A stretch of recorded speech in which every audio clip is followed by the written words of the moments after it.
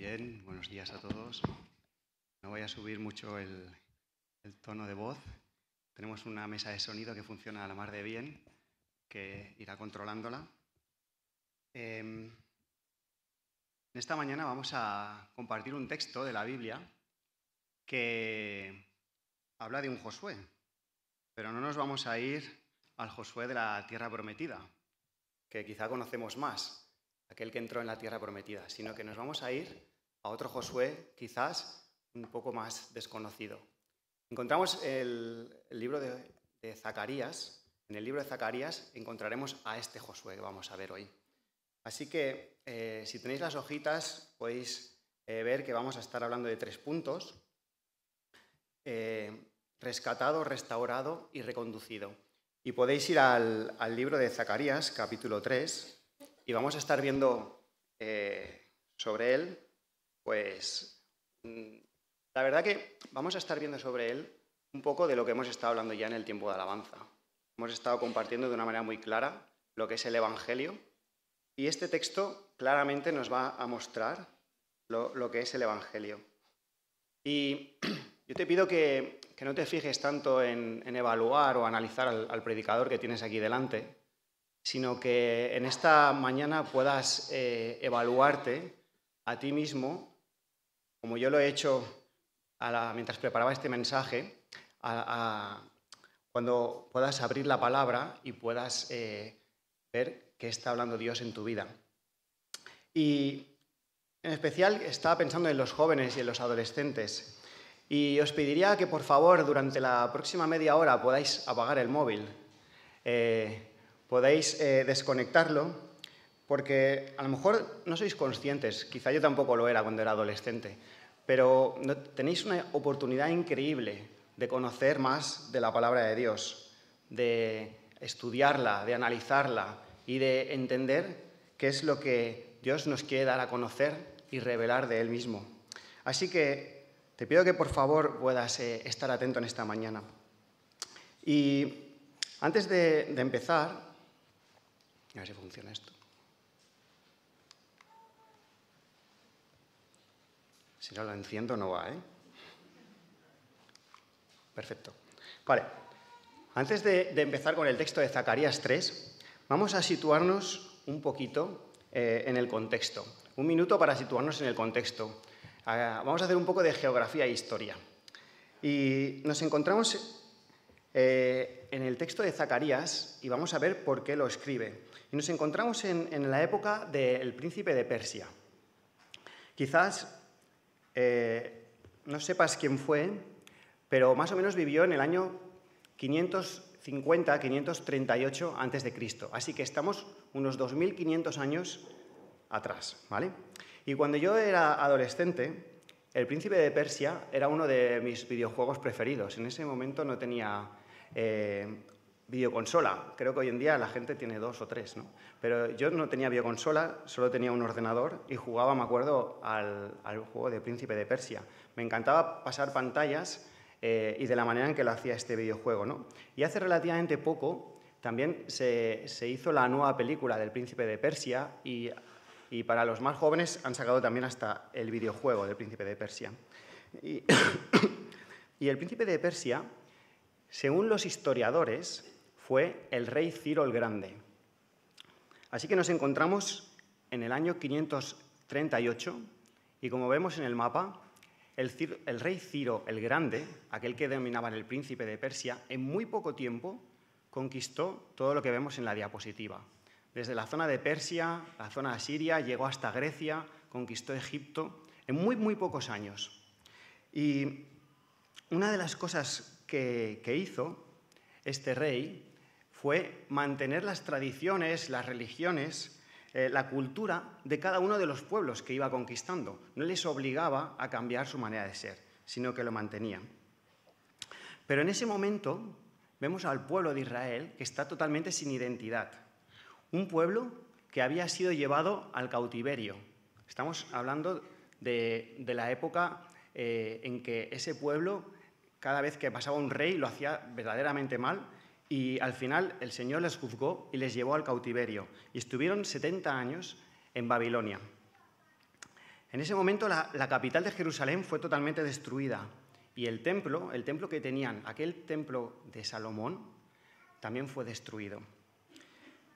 Pero el rey Ciro, aquel que quiso mantener las tradiciones, les dio la oportunidad de volver hacia Jerusalén. Y dice en Esdras, capítulo 1, dice, así ordena el rey Ciro, rey de Persia, el Señor Dios del cielo, que me ha dado todos los reinos de la tierra, me ha encargado que le construya un templo en la ciudad de Jerusalén, que está en Judá. Por tanto, cualquiera que pertenezca a Judá, vaya a Jerusalén a construir el templo del Señor y que Dios le acompañe. Vemos que, gracias a este decreto real de Ciro, aquellos que estaban en cautiverio en Babilonia pudieron bajar andando hasta Jerusalén. Y allí, el mismo rey Ciro les proporcionó materiales para que pudieran reconstruir el templo. Así lo hicieron. Estaban entusiasmados, estaban motivados, habían vuelto a su hogar, estaban reconstruyendo lo que era Jerusalén y también el templo. Pero muy poco tiempo después,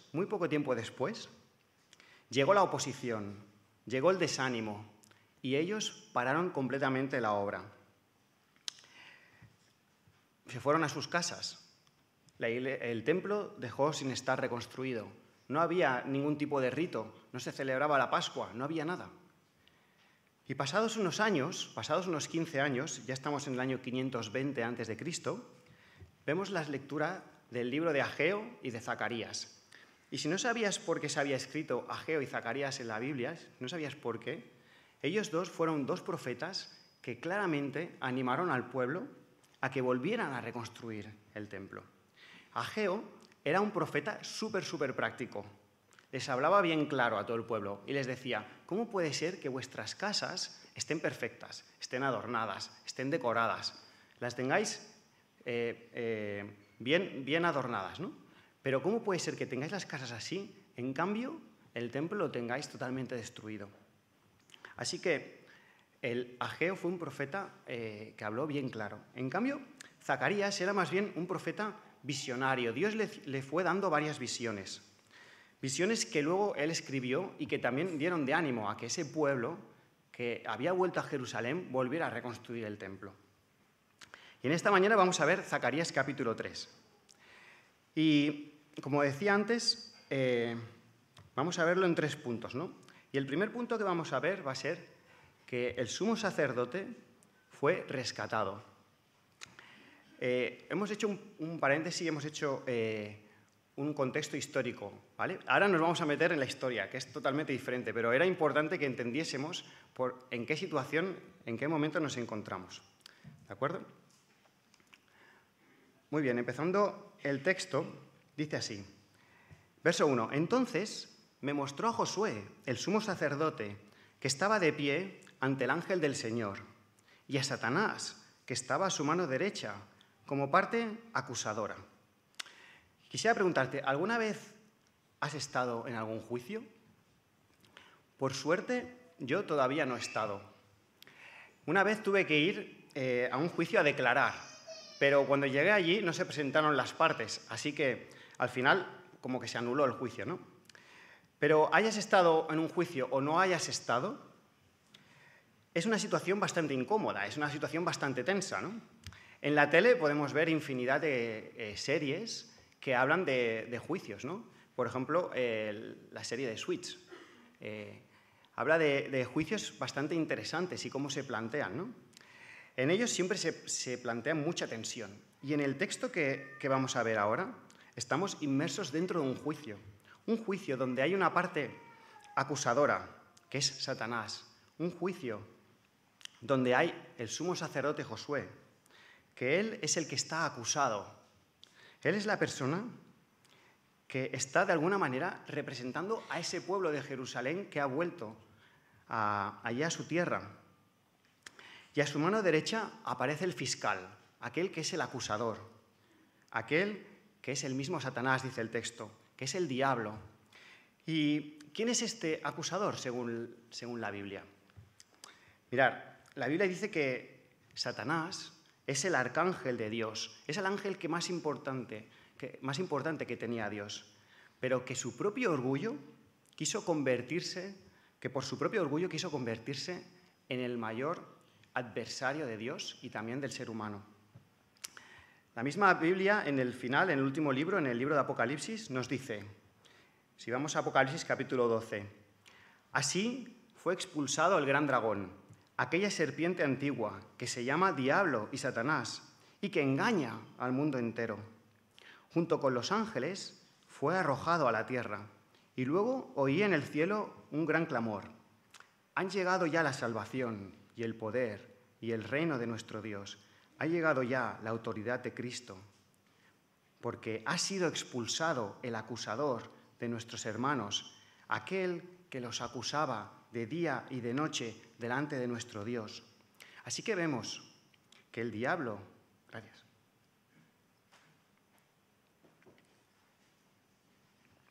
No sé si caerá. Así que vemos que el diablo es un acusador y es un engañador. Y ya lo podemos ver desde el inicio de la Biblia, lo hemos visto en Apocalipsis, pero desde Génesis 3 también vemos que Adán y Eva también quiso engañarles. Y Jesús mismo, en el capítulo 8 de Juan, habla de que Satanás es padre de mentiras. Si vamos al versículo 44 dice, cuando habla mentira, Satanás habla de su propia naturaleza, porque Satanás, el diablo es mentiroso, es el padre de la mentira. Pero una cosa debemos tener clara. Satanás, hay alguien a quien no puede engañar. Nos podrá engañar a nosotros, nos podrá acusar a nosotros, pero no puede engañar a nuestro Dios. Dios no puede ser burlado. Así que Satanás usa otro método. En este caso, en lugar de engañar, lo que busca es acusar a Josué, al sacerdote que había en ese momento, en el momento que estaban volviendo a Jerusalén. No necesitará mentir para nada sobre su culpabilidad. Solo le bastará señalar con aquella que es su maldad para que Dios dicte sentencia como juez de ese juicio. Si seguimos el versículo 10, dice, el ángel del Señor le dijo a Satanás, que te reprenda el Señor, que ha escogido a Jerusalén, que el Señor te reprenda, Satanás. ¿Acaso no es este hombre un tizón rescatado del fuego? Vemos ahora que entra en acción el que es el abogado. Hemos visto el fiscal y ahora vemos el abogado. Y el abogado es el ángel del Señor. El ángel del Señor es la misma figura, aunque estamos 500 años antes de Jesús, es la misma figura que el Señor Jesús. Dice Primera de Juan que si alguno peca, abogado tenemos con el Padre, a Jesucristo el justo. Y de forma autoritativa, Jesús le dice a Satanás, le corrige y le dice, ¿acaso no es este hombre que está siendo juzgado, el mismo Josué, un tizón que ha sido rescatado del fuego? Yo no sé si sabes lo que es un tizón.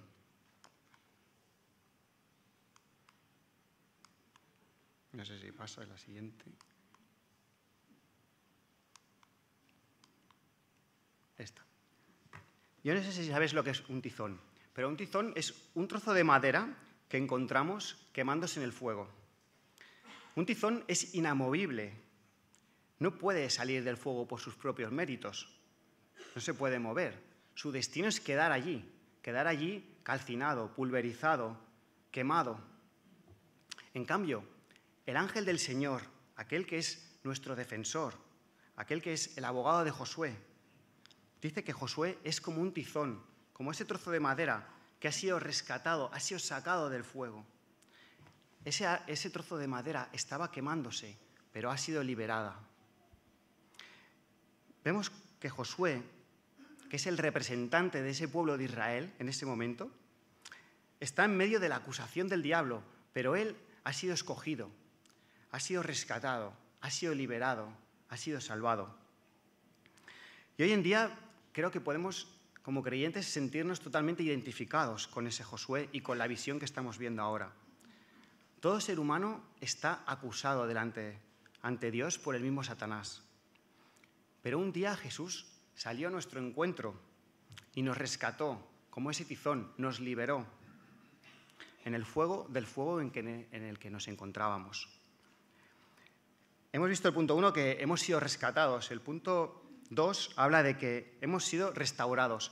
Y sigue diciendo el texto. Josué estaba vestido, en el versículo 3 dice, Josué estaba vestido con ropas sucias, en presencia del ángel. Yo no sé, cada mañana cuando tú te levantas y te arreglas para ir al instituto, o para ir a la universidad, o para ir al trabajo, o para ir a tomar un café con un amigo o una amiga, yo creo que te pones ropa limpia, ¿no? Quizás, a lo mejor, algún adolescente huele un poco más que otro. Pero, en general, salimos bien aseados de casa, ¿no? En cambio, la condición en que dice el texto que se encontraba Josué es que estaba lleno de ropa sucia. En ese momento, él, todo y que había sido rescatado, no podía ejercer su ministerio como sacerdote en el templo. Necesitaba ser limpiado. Y nosotros, si queremos ser buenos discípulos de Jesús, si queremos servirle, también necesitamos ser limpiados de aquellas cosas que nos ensucian, que ensucian nuestro ser, que ensucian nuestra vida. Y eso la Biblia le llama claramente el pecado. Y para ver más claramente esto, quisiera pedir a un voluntario, quisiera pedirle por favor a mi hijo Isaac que viniera un momento para aquí delante. Y vamos a leer un texto que encontramos en el libro de Mateo capítulo 15, del 18 al 20. Y quisiera que pensásemos si es que nosotros no estamos también embarrados en cada uno de los puntos que va a nombrar Jesús en este texto de Mateo 15.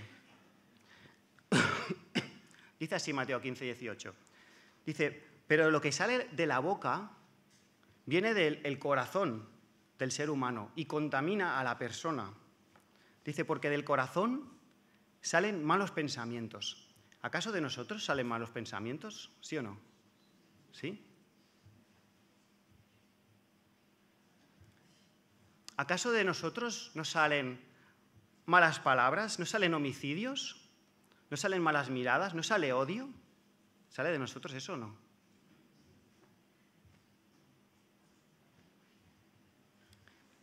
¿Acaso de nosotros no sale infidelidad en la pareja? A lo mejor incluso hasta de pensamiento. ¿Acaso no sale inmoralidad sexual? ¿Acaso no salen robos? ¿No sale la codicia? ¿Sí o no?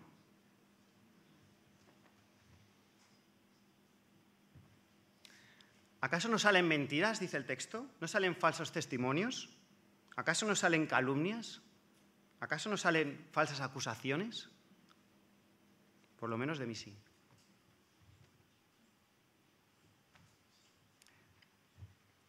Al igual como Josué, en la época en que estamos leyendo de Zacarías, representaba al pueblo de Israel, de alguna manera Isaac ahora está representándonos a cada uno de nosotros. Y la acusación que Satanás hacía a Josué en esa visión también es tan actual y tan cierta para nosotros hoy en día, todo y que hayan pasado 2500 años. El texto bíblico es actual para nosotros hoy. Y déjame decirte una cosa. Puede que esta sociedad haya cambiado totalmente las reglas del juego. Puede que lo que la Biblia hable de pecado, hoy en día esta sociedad ya no lo considere. Mirad, este verano cuando estaba de vacaciones estábamos jugando un partido, los dos, de vóley playa, en una piscina. Y el monitor de golpe empezó a cambiar las normas. No sé si sabéis un poco las normas del vóley, pero como mucho puedes hacer 3 toques. Pues el monitor empezó a decir que podías hacer los toques que querías. Un jugador no puede tocar 2 veces seguidas el balón. Pues el monitor dijo que se podía empezar a tocar el balón las veces que quisieras. Así que poco a poco fue cambiando todas las normas, ¿no?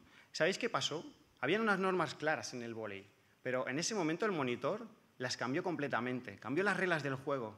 ¿Sabéis qué pasó? Que al final los 2 equipos acabamos quejándonos.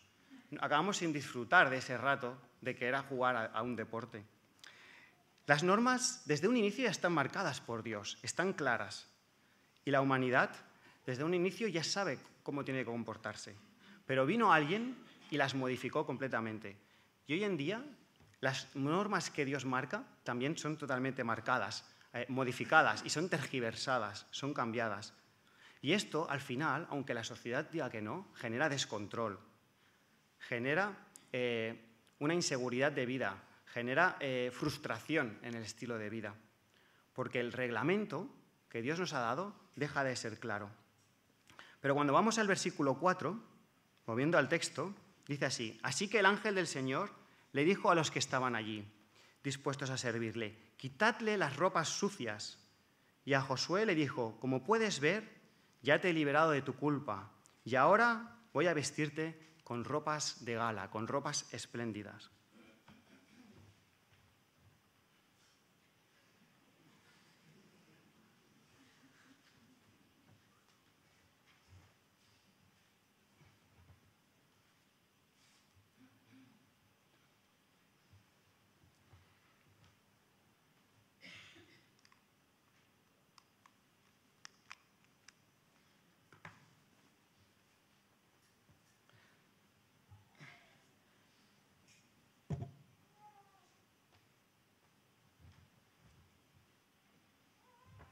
Vemos que el ángel del Señor libera la culpa.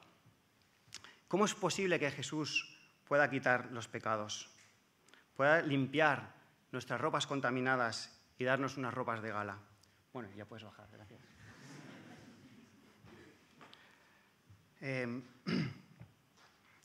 Dice el texto en 1 de Juan, capítulo 2, si alguno hubiere pecado, abogado tenemos para con el Padre, a Jesucristo el justo.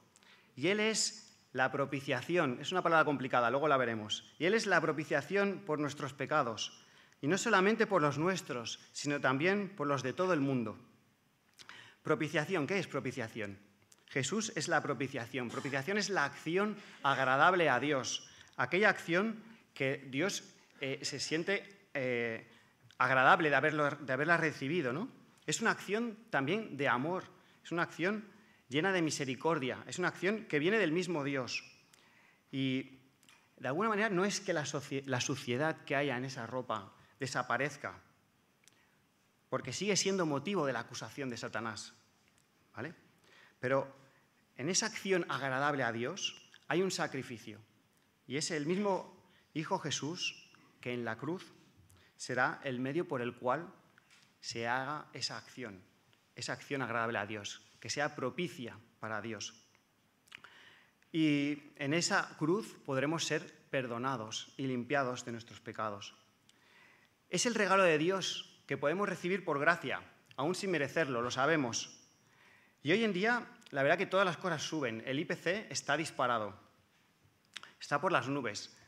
Pero la gracia de Dios para cada uno de nosotros sigue siendo gratuita para toda la humanidad. En Jesús hay restauración de nuestro ser, hay un cambio de ropas, hay una limpieza interior. Ahora bien, déjame abrirte un paréntesis. A modo de reflexión, si Dios es capaz de perdonar a una persona, ¿cómo es que nosotros nos cuesta tanto perdonar a esa misma persona? Si Dios dice, he quitado de ti tu pecado, te he vestido con ropas de gala, en cambio, nosotros seguimos viendo sucia a esa persona y nos cuesta ir a pedirle perdón y reconciliar. Qué importante es que tengamos una actitud de perdón los unos con los otros. Seguimos con el texto, capítulo 3, versículo 5. Sigue diciendo Zacarías. Entonces dije yo, ponedle también, después de haberle limpiado y cambiado las ropas, ponedle también un turbante limpio en la cabeza. Y le pusieron en la cabeza un turbante y le vistieron. Y mientras el ángel del Señor permanecía de pie. Ese turbante habla de una prenda que se usaba en el pueblo de Israel. Encontramos ese turbante en el capítulo 28 de Éxodo. Y ese turbante, esa mitra, tenía una señal aquí que claramente decía santidad a Jehová. ¿Qué quiere decir eso? Josué ha sido cambiado sus ropas. Josué le ha puesto, el ángel del Señor le ha puesto ropas de gala. Y además ahora le pone un turbante que pone una señal que dice santidad a Jehová. Es decir, eres santo para Jehová. Y la palabra santo sabemos que quiere decir que es apartado para Dios. Ahora Josué ya estaba limpio y además estaba apartado para Dios. una vez tenía propósito, volvía a tener propósito para lo que tenía que hacer. Así que vemos que Josué, en medio de esa acusación inicial, en medio de ese juicio, ha sido escogido por Dios, ha sido rescatado por el ángel, ha sido liberado, ha sido salvado del fuego, ha sido revestido con ropas de gala después de tener ropas sucias, ha sido apartado para Dios. Y la pregunta es, ¿qué es lo que ha hecho Josué? No ha hecho absolutamente nada. Porque Josué era como un tizón, inamovible, en medio del fuego. Dice Efesios capítulo 2, versículo 8, porque por gracia habéis sido salvados mediante la fe, y esto no procede de vosotros, sino que es el regalo de Dios, no por obras para que nadie se gloríe. Así que vemos que Josué ha sido rescatado, ha sido restaurado, y el tercer punto que vamos a ver es que ha sido reconducido. Y reconducido lo vamos a ver en dos partes. Primero, hay una advertencia a la obediencia, ¿vale? Y por otro lado veremos una promesa llena de esperanza. El versículo 6 y 7 dice así. Dice, luego el ángel del Señor le hizo una advertencia a Josué y le dijo, así dice Dios Todopoderoso, si andas en mis caminos y cumples como sacerdote, entonces gobernarás mi templo y te harás cargo de mis atrios y te concederé un lugar entre estos que están aquí. Si andas en mis caminos y si cumples. Esta es la primera advertencia para reconducir a Josué. Déjame hacerte una pregunta. Andar en sus caminos, ¿contra quién comparas la obediencia a Dios? Quizás estás comparándote tu vida cristiana contra aquel que viene de vez en cuando a la iglesia. Quizás estás comparando tu vida cristiana contra aquel que tiene una vida alejada de Dios. ¿O pones tu mirada en Jesús, aquel que es ejemplo para nosotros y lleno de obediencia? Creo que en muchas ocasiones lo que hacemos es rebajar el estándar de lo que es tener una vida cristiana. Y parece que le dejemos, como aquel que dice, los restos de nuestra complicada agenda al Señor. Pero uno debe tener claro que aquel que es el creador del mundo y aquel que es nuestro Salvador se merece toda nuestra obediencia. Es como el hijo que quiere disfrutar de buenos tiempos con su padre. Pero qué importante es que en medio de esos buenos tiempos con el Padre, en medio de ese tiempo en que quiere caminar con Él, en que hay desarrollo, hay crecimiento, que ese hijo le sea obediente a su Padre. Y nos da una advertencia de que andemos en sus caminos. Y esa será la única evidencia de fe, de mostrar nuestra fe. Si andamos en sus caminos, será la evidencia demostrar de que la fe que tenemos es sincera. Y puede ser que en medio de ese caminar tuyo caigas, pero dice la palabra de Dios, dice, si confesamos nuestros pecados, Él es fiel y justo para perdonar nuestros pecados y limpiarnos de toda maldad. Andar, cumplir, confesar ante Dios. Para aquellos, dice el texto, que lo hagan, dice que te concederé un lugar que será entre los escogidos, entre los rescatados, entre los salvados, entre los revestidos, entre los que están dispuestos a obedecer al Señor. Ese lugar está lleno de seguridad, ese lugar está lleno de paz. Y sabes una cosa, durante el tiempo que había cautiverio, no se celebraba ningún tipo de ceremonia en el templo, ¿no? Yo no sé si te imaginas que nuestra iglesia ahora estuviera destruida y que no hubiera ninguna reunión como la que estamos celebrando ahora. Pero la vuelta de ese pueblo a Jerusalén, la vuelta de Josué a hacer ceremonias en el templo, la vuelta de ese pueblo que fue animado por Zacarías a reconstruir el templo y que se pudo reconstruir, la obediencia de ese pueblo a las palabras de Ageo y de Zacarías, hicieron que al final ese templo que se construyese acabase la obra en poco tiempo y que ese pueblo volviera a tener identidad en Dios. Ahora bien, déjame también abrirte otro paréntesis. Quizás hay algunos que el estilo de vida cristiana podríamos decir que es un poco light, pero yo sé que también hay muchos de los que estamos aquí de los que estáis aquí, que sois fieles caminantes de la vida cristiana. Y por muchos años habéis sido un buen ejemplo ante otros y ante las nuevas generaciones que vienen ahora. Y todo y que uno nunca se cansa de servir al Señor, uno sí que muchas veces acaba agotado mientras está sirviendo al Señor. Y si es tu caso, déjame decirte también unas palabras. Si vamos al libro de Mateo, capítulo 6, versículo 6, dice: «Pero tú cuando te pongas a orar, entra en tu cuarto, cierra la puerta y ora a tu Padre, que está en lo secreto. Y así tu Padre, que lo ve en lo secreto, te recompensará». En tu intimidad, en la puerta, con la puerta cerrada, ora a tu Padre. Aquí no está diciendo que ores a tu Señor. Aquí no está diciendo que ores a aquel que te está pidiendo una actividad como religiosa. Aquí está diciendo que ores a tu Padre, que tengas una relación íntima con Él. Si estás cansado en el camino, Él te reconfortará, Él te dará fuerzas. Pídele sabiduría, pídele descanso, bloquea citas con el Padre. El Padre dice que te recompensará, pues el gozo del Señor es nuestra fuerza. Y estábamos hablando del primer punto de reconducido, que es una advertencia clara a obedecer al Señor. Y os animo a que levantemos nuestro estándar y nos pongamos la mirada en Jesús. El segundo punto que quería hablar de reconducidos es a través de una promesa muy potente de esperanza. 2500 años antes de lo que estamos ahora, 500 años antes de Jesús, vemos un texto que fijaros lo que dice en el versículo 8. Dice: «Escucha, Josué, sumo sacerdote, que lo oigan también todos tus compañeros, que se sientan delante en tu presencia. Voy a traer a mi siervo, voy a traer al renuevo». Yo no sé si sabes lo que es un renuevo, pero un renuevo es un tallo. Es un tallo que brota de la raíz de un árbol que ha sido talado, un árbol que está muerto, que no sirve ya para nada.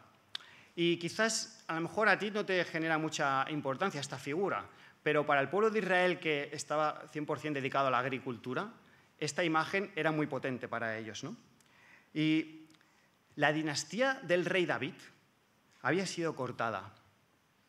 El pueblo de Israel había sido aniquilado, había sido separado. Ellos acabaron sin identidad.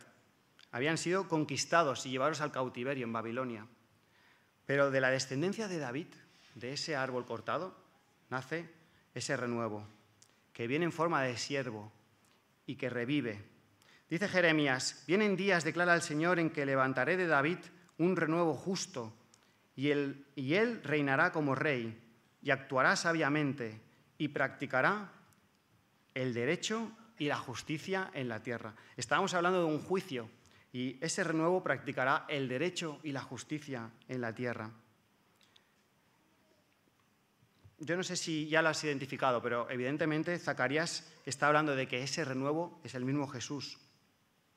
Dice el verso 9, dice: «Mira ahora, dice, la piedra que hay ante ti que he puesto, esa piedra, en ella hay 7 ojos, y en ella pondré una inscripción. En un día borraré el pecado de esta tierra». Dice el texto: «En un día borraré el pecado de esta tierra», afirma el Señor Todopoderoso. Sigue aquí dando una promesa de lo que va a suceder. La Biblia habla de que la piedra angular es Cristo. El número 7 habla de perfección y los ojos hablan de conocimiento. Así que Jesús es aquella persona con todo el conocimiento y con todo el poder que un día vino y borró el pecado de la tierra para siempre. Jesús tomó nuestras ropas viles, las de cada uno de nosotros, y se las puso Él, se las llevó a la cruz y se las puso Él. Uno no entiende el verdadero sentido de la cruz hasta que no entiende que verdaderamente es un pecador delante de Dios, hasta que no entiende que la acusación que Satanás está haciendo día tras día ante Dios es totalmente cierta y que uno es culpable. En la cruz se cumplió la justicia de la acusación. Y toda la maldad de la humanidad fue clavada en esa cruz. Y Jesús dijo en esa cruz, consumado es. Eso quiere decir que la obra ya fue completada, porque en un día borraré el pecado de la tierra, dice el texto. Para ellos será una promesa de futuro, para nosotros ya lo vemos con otro prisma. 2000 años han pasado de ese momento. Dice Primera de Pedro, dice, para esto fuisteis llamados, porque Cristo en la cruz sufrió por vosotros, dando ejemplo para que sigáis sus pasos. Él no cometió ningún pecado, ni hubo engaño en su boca. Cuando le lanzaban insultos contra él, no replicaba con insultos. Cuando sufría, no amenazaba, sino que se entregaba a aquel que juzga con justicia. Él mismo, en su cuerpo, llevó al madero nuestros pecados, para que muramos al pecado y vivamos para la justicia. Por sus heridas habéis sido sanados. Ahora bien, déjame decirte una cosa. Puede ser que hayan miles de religiones en el mundo, hablan de más de 4000, pero solo hay una tumba que está vacía. Solo hay un hombre que derrotó al pecado, a la muerte y al infierno. Solo hay un camino posible hacia el cielo, y su nombre es Jesucristo. Y en medio de la acusación de Satanás, ya no solo Josué, sino cada uno de nosotros, aquellos que creemos que Él resucitó, podemos sentir que hemos sido rescatados, hemos sido salvados del fuego, hemos sido revestidos con ropas de gala, con ropas espléndidas, pues Jesús ha intercedido por nosotros, una vez y para siempre, ocupando nuestro lugar. Y el texto acaba diciendo otra promesa, dice, en aquel día, cada uno de vosotros, dice el verso 10, invitará a su vecino a sentarse debajo de su vid y de su higuera, afirma el Señor Todopoderoso. ¿Qué quiere decir este texto? En aquel día tiene un doble cumplimiento en la Biblia. Habla de la primera vez que vino Jesús, que vino como siervo, y habla de la segunda vez que vendrá Jesús y que vendrá para reinar para siempre. Y está hablando ahora de ese día. La vid y la higuera son símbolos de armonía, son símbolos de paz, son símbolos de que el reino en su segunda venida ya no tendrá enfermedad, ya no tendrá dolor. Será un lugar lleno de gozo, en el que no habrá ningún tipo de enemistad con el prójimo, sino que invitaremos al prójimo. Ya no habrá guerras entre las naciones. Hoy en día tenemos las guerras de Ucrania, la guerra de Israel. ¿Cuántos conflictos bélicos, además de los que no salen en la tele? Como decía al inicio, las palabras de Ageo y de Zacarías animaron al pueblo de Israel a levantarse y a reconstruir el templo. Vieron que habían sido rescatados, restaurados, que ahora podían servir al Señor, que estaban reconducidos a un nuevo estilo de vida. Y quisiera acabar con 3 aplicaciones para nuestra vida. Si Dios está hablándote y comprendes que te ha rescatado, que te ha revestido con ropas de gala y que te ha apartado para Él, ¿por qué no le ofreces lo mejor en tu caminar diario? No te dejes llevar por este mundo que está totalmente perdido. No te dejes caer en la rutina diaria. Sigue el ejemplo de Jesús. Punto 2. Si Dios te ofrece reconciliación, ¿por qué no lo haces tú? Quizás debas sanar algunas heridas con alguno de tus hermanos. Cristo te dio una nueva ropa, limpia. ¿Por qué sigues viendo a esa persona sucia? Y punto 3. Si Jesús te ofrece salvación, si Jesús es tu abogado y ha ocupado tu lugar, ¿por qué no lo compartes de una manera natural a los demás? Estoy convencido que hoy en día hay mucha gente que estará agradecida de que le sigamos hablando de Dios. Yo a nivel personal puedo expresar en mi testimonio personal de salvación que yo estaba quemándome en ese fuego. Yo era como un tizón, pero gracias a la obra del Espíritu Santo conocí lo que Jesús había hecho por mí y le pedí perdón por mi conducta. Y Él me rescató del fuego. Entendí que todas las acciones malas que había hecho estaban clavadas en la cruz. Y Jesús cambió mi vida. Noté que cambió mi vestido, cambió mi día a día, cambió mi corazón, cambió mi manera de pensar.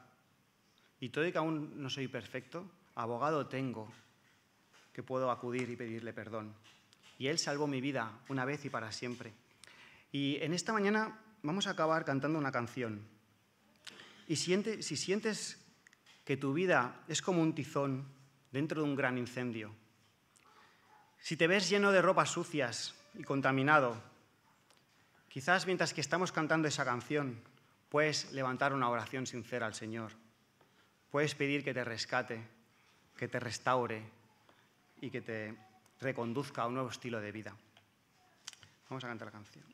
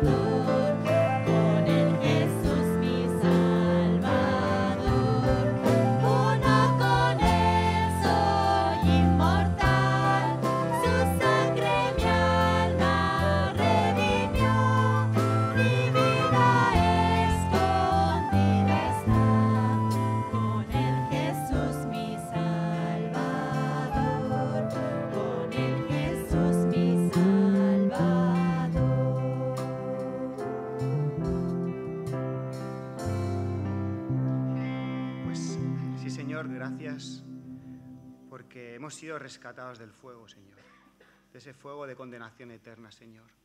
Gracias porque nosotros no hemos hecho nada, Señor. Éramos como un tizón inmóvil, pero tú acudiste a nosotros, nos rescataste, nos cambiaste nuestra ropa sucia, nos pusiste ropa limpia, nos apartaste para ti, nos has hecho un nuevo propósito para nuestra vida. Nos has dado una nueva pauta para cómo poder vivir. Nos has dado promesas de esperanza para nuestra vida eterna, Señor. Gracias, Señor, por tantas y tantas cosas de las cuales estamos agradecidos y hemos podido ver en el texto de esta mañana, Señor. Te pido que nos ayudes a poder vivir una vida cristiana conforme a ti te agrada, Señor. En tu nombre, amén.